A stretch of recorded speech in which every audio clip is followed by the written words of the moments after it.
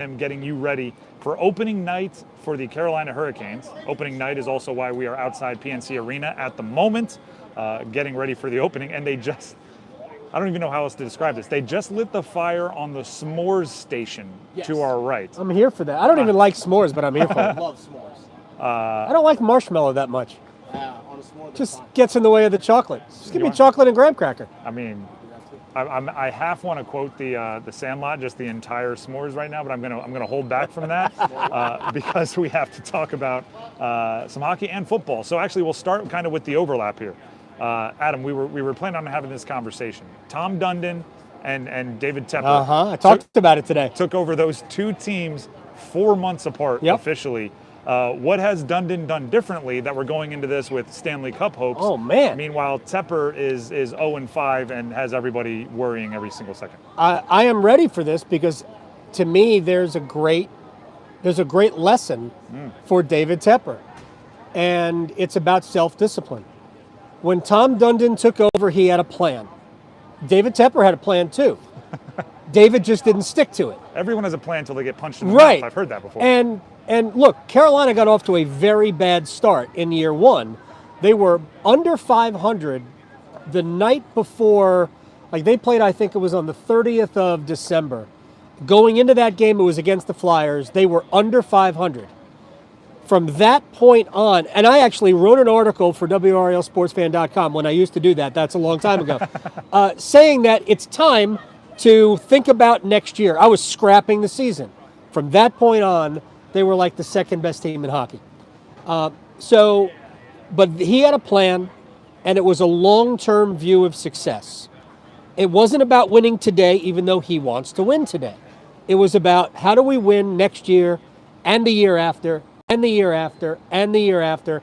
And it takes a lot of self-discipline, and it takes sometimes burying your ego that I can't take losing. So billionaires have egos now. And so does Tom.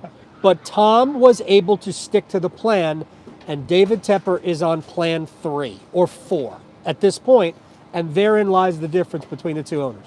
The other side of it is it could just, and I don't want to say just, because if it was just, if it was a small thing, then literally every franchise would do it.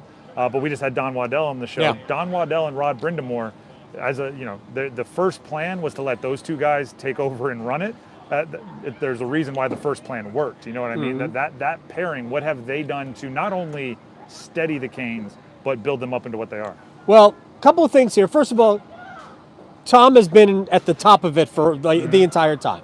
It has been Dundon, and they have a group of people who collaborate to make decisions. Don Waddell, he didn't want the job of general manager. He was just the president, just handling the business side. And then when they got the second pick in the draft and they knew they were going to take Andrei Svechnikov, Don was like, okay, I guess I'll do it. But, honestly, this whole thing works best because of Brindamore. And I'm not saying that another coach couldn't have come in and engineered the turnaround. And maybe this goes back to I'll give another example about the Panthers, where maybe they would have been better off with Steve Wilkes. Because Steve Wilkes... You just heard every Panthers fan go, I know, I agree. Right. Because it mattered to Steve Wilkes where he was the head coach last year. And for Rod, not that he wouldn't have been the head coach of the Flyers or the Sabres. If that was the opportunity that he got. But this is where he wanted to be the head coach. And so he had to basically sell himself to Tom, and he did. And it was the greatest decision that Tom Dundon has made since buying the team. That Rod was the perfect guy to engineer this turnaround, because Rod is about hard day's work every day. I mean, Rod works as hard as a coach. Not the same way, but as hard or harder as a coach than he did as a player. And you see it on the ice. I mean, Dennis, you've been around this team for a long time too. There's like 2 nights a year where they don't have enough physical effort. Maybe 2. Sometimes it's 1. And across the league, there are 20 times a year where the other team doesn't have it. Sometimes they get by on luck. Sometimes they get by just having more skill. Man, the Hurricanes outwork you every single night. You brought up, we're talking with Adam Gold, host of the Adam Gold Show. You'll also hear him coming up between 6 and 7 on an extra long Storm Watch, getting you ready for opening night for the Carolina Hurricanes hosting Ottawa. You brought up Svetch as that number 2 overall pick that convinced Waddell. He's out. What Yeah. kind of an opportunity is that for Teravainen? To me, that's the silver lining of this. You don't want Andre to miss any part of the season, but honestly, games 1 through 7 or 8 aren't as important as games 83 through Extra 105. cautious, yeah, I mean, come on. So he's not going to go on the road trip.